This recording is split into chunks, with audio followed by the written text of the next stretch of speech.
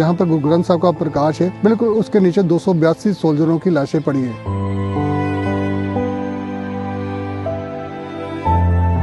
जो थाने में कैद थे सिपाही, उनको 10-10 करके कैंपिंग ग्राउंड है जो आर्मी की, वहाँ पर लाया गया, उनको गोलियां मार के एक साइड पर रख दिया गया। जलियांवाला बाग आज हर बच्चा जानता है। ये इतना बड़ा दुखांत जहाँ पर हुआ, 282 सैनिकों को फेंक दिया गया, कुछ जिंदा और मुर्दों को, उसके ऊपर कभी किसी ने चर्चा नहीं की। अंग्रेजों के खिलाफ 1857 में हुए विद्रोह के दौरान 282 सैनिक ऐसे हैं जो आज भी इतिहास के पन्नों में गुम हो चुके हैं। वो जगह है अजनाला, जहां पर एक सूखे कुएं में उस समय के डिप्टी कमिश्नर हेनरी कूपर ने उन्हें जिंदा और मुर्दा दफना दिया था। उनकी अस्थियां आज भी वहां के एक संदूक में बंद हैं। 2014 में पहली बार खुदाई में अवशेष निकले। इस कहानी को सुरेंद्र कोछड़ सामने लेकर आए। टाउन हॉल है हमारे यहाँ, एक पुरानी अंग्रेजों के जमाने की बिल्डिंग है। वहाँ पर मोतीलाल नेहरू लाइब्रेरी के बाहर अचानक से मेरे को एक रद्दी के ढेर में एक बुक पड़ी थी, क्राइसिस इन द पंजाब। जिसने वो बुक लिखी थी, वो वही शख्स था जिसने वो जो सारा कत्लेआम किया था, उसका जो मेन करता धरता था, वही फ्रेडरिक हैरी कूपर का। जो कहानी है जो लाहौर से शुरू होती है। तो 30 जुलाई को जो हिंदुस्तानी सिपाहियों का जो जत्था था, एक 26 इन्फेंट्री बटालियन रेजिमेंट थी, जो सैनिक थे, 500 के करीब इनकी गिनती थी।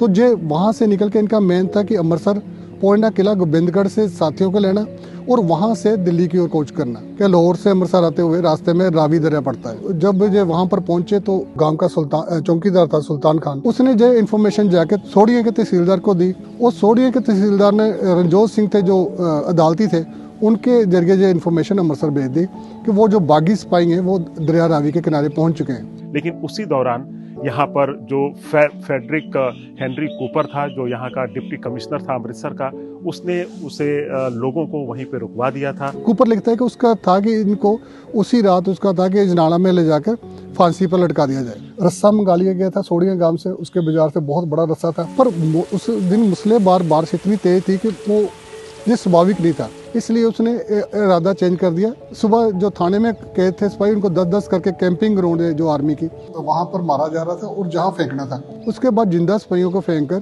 कुआं बंद कर दिया गया। यही वो जिंदा सैनिक थे जब कुएं की खुदाई हो रही थी तो किसी के हाथ ऊपर की तरफ थे, मतलब अपने आप को बचाने की कोशिश आखिरी वक्त तक करते हैं। ये हमेशा रहता है कि जो बंदा जिंदा बंदा को कहीं पर भी फेंके तो वो लास्ट तक संघर्ष करता है कि शायद हो सकता है वो बच के किसी ढंग से वहां से निकल आएगा बाहर। 2 सैनिकों को मैं कभी नहीं भूलता। एक सैनिक की जब उसकी स्कल उसका खोला गया जबाड़े में, उसकी फिंगर थी, तो हमें लगा कि शायद कोई लकड़ी का पीस है उसके मुंह में। तो जब निकाला तो उसकी फिंगर थी, फिंगर में उसके लेडी रिंग थी कि अब मैं शायद उसकी मंगेतर थी या उसकी बीवी थी। एक सैनिक की जब मुट्ठी खोली गई तो उसमें 7 1-1 रुपए के सिक्के थे। ये बड़े झंझोड़ के रख देने वाले दोनों स्केलेटन थे जो निकाले गए। हर स्केलेटन को देखकर मन भावुक हो रहा था, पर ये 2 जो स्केलेटन थे, जो 2 स्कल थे, इनको देखकर हर कोई वहां पर उस वक्त उस दिन खास करके सभी कोई भावुक था। 157 साल तक कुआं बंद रहा। 1972 में पहले पीरों की दरगाह बन गई, फिर उसी के ऊपर एक गुरुद्वारा बना दिया गया। अब दिक्कत ये थी कि कुएं पर जो गुरुद्वारा कमेटी बन चुकी थी, उनको ये विश्वास दिलाना था कि जहाँ पर गुरु ग्रंथ साहब का प्रकाश है, बिल्कुल उसके नीचे 282 सोल्जरों की लाशें पड़ी हैं। बात के लिए मनवाने के लिए कि कुएं की खुदाई की जानी चाहिए, तो 2 साल का 2.5 साल का समय निकल गया। एक इलाके के काउंसलर से लेकर प्रधानमंत्री तक हर दफ्तर में अप्रोच किया। 28 फरवरी को हमने दिन तय किया था, तो खुदाई शुरू हुई। दोपहर 2:17 पर जो पहला स्केलेटन था हमें मिल चुका था। 3 दिन में 282 सोल्जर के स्केलेटन जो मिली। और जहाँ पर हम खड़े हैं, पहला जो सैनिक था जो खड़ी अवस्था में था, वो यहीं से मिला था। बड़े दुख की बात है कि 1 महीना 23 दिन बाद चंडीगढ़ यूनिवर्सिटी के लोग जहाँ पर पहुंचे, तब तक काफी जो बोन्स थी वो खराब हो चुकी थी। खैर, उनको कुछ बोन्स थी जो DNA के लिए भेजी। जो अस्थियां जो बच गई थी, जहाँ पर जो स्केलेटन बच गए थे उनको हरिद्वार ले जाया गया। वहाँ पर उनको अस्थियां जल प्रवाह की गई। जो दान थे इनके 6636 दान थे, तो जो बनारस हिंदू यूनिवर्सिटी को भेजे गए। तो ज्ञानवेश सर चौबीस साहब जो वहाँ के फोरेंसिक डिपार्टमेंट के हेड है, उनकी कोशिशों से इनका जो 50 दांतों का DNA सफल हो पाया। कुछ अस्थियां जो थी चंडीगढ़ यूनिवर्सिटी के पास हैं, कुछ उनकी अस्थियां पेंट करके उनके ऊपर रंग रंगाई करके वो गुरुद्वारा कमेटी ने अपने पास रखी हुई हैं। मैं लगातार ये डिमांड करता रहा हूँ कि जो उनका सामान है, जो निशानियाँ हैं, वो किसी केंद्रीय अजायब घर में होनी चाहिए। राष्ट्र की संपत्ति है, वो आज भी इंडिविजुअल किसी बंदे के पास पड़ी हैं। उसमें से कितनी बिक चुकी हैं, कितनी उसके पास है, इसके बारे में भी कुछ अंदाज़ा नहीं लगाया जा सकता। आज भी आप देखें कुएं के अंदर पानी भरा हुआ है, क्योंकि इसकी उस ढंग से रख रखाव नहीं है जिस ढंग से होना चाहिए था। इसकी जो दीवारें भी हैं उसके ऊपर भी काई जमी हुई है, तो वो संभाल गुरुद्वारा कमेटी के बस की बात नहीं है। जैसे सेंट्रल गवर्नमेंट जो संबंधित अदारे हैं वो जब तक इसमें एफर्ट्स नहीं करेंगे, आकर वो इसका रख रखाव नहीं करेंगे, तब तक ये पॉसिबल नहीं है। तब अमृतसर में डिप्टी कमिश्नर था कूपर और उस समय कमिश्नर हुआ करता था लॉरेंस रोड है जो ठीक हमारे पीछे है, और जो हमारे सामने की साइड में है, इधर जो सबसे भीड़ भाड़ वाला इलाका है, ये है कूपर रोड कहते हैं। शहीदों के नाम तो गुमनाम है, लेकिन कूपर और लॉरेंस अभी भी अमृतसर में कहीं न कहीं जिंदा है। सुनील मौर्य, दैनिक भास्कर, अमृतसर। पंजाब के अजनाला में शहीदों का कुआं गवाह है 1857 के विद्रोह के गुमनाम शहीदों का।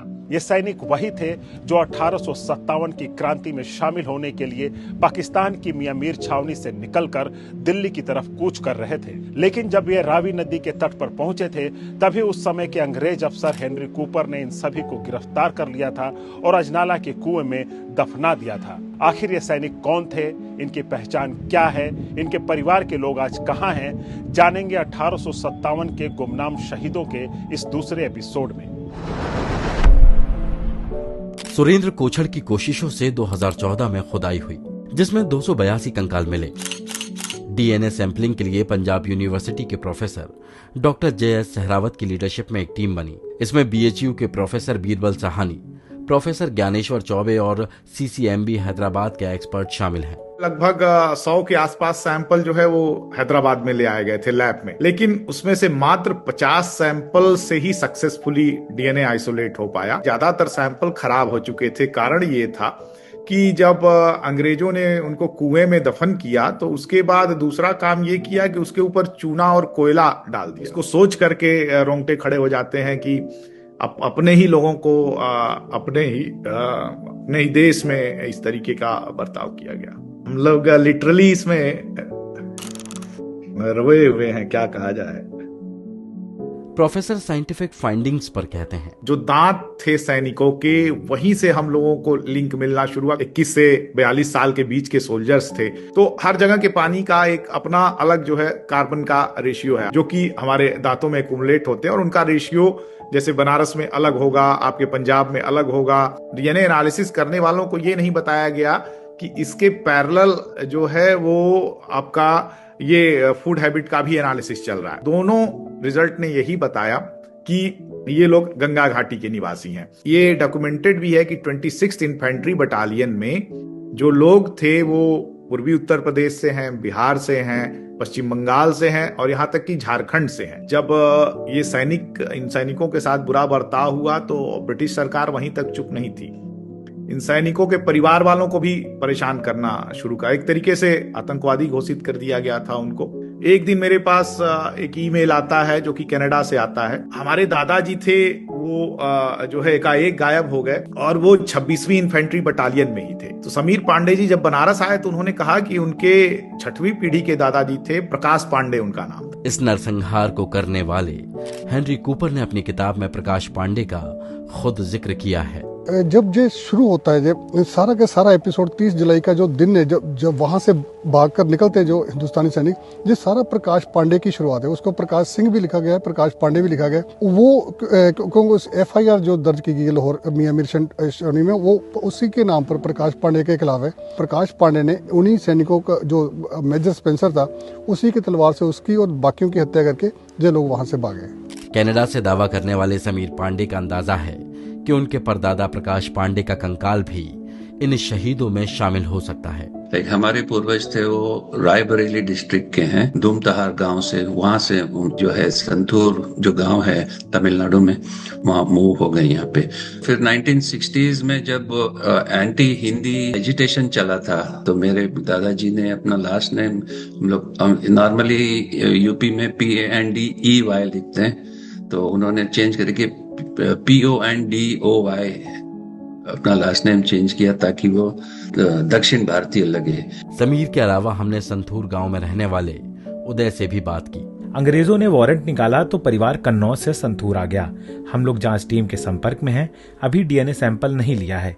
हम चाहते हैं कि शहीदों की पहचान हो और उन्हें सम्मान मिले। 1857 में अजनाला के कुएं में दफनाए गए सैनिकों के साथ अंग्रेजों ने न सिर्फ दरिंदगी की थी, बल्कि उनके परिवार वालों को भी बुरी तरह से प्रताड़ित किया था, जिसकी वजह से परेशान होकर यूपी और बिहार के रहने वाले वो परिवार तमिलनाडु के संतूर में शिफ्ट हो गए और उनकी कई पीढ़ियां आज भी संतूर में मौजूद है। गुमनाम शहीदों की पहचान बेशक अभी चल रही है, उनकी साइंटिफिक जांच भी हो रही है, लेकिन इसमें कहीं न कहीं जो केंद्र सरकार और दूसरी सरकारें हैं, इसमें ढिलाई बरत रही हैं। उम्मीद है इस गणतंत्र दिवस पर वो सरकारें जागेंगी और जल्द ही इस प्रक्रिया को पूरी किया जाएगा।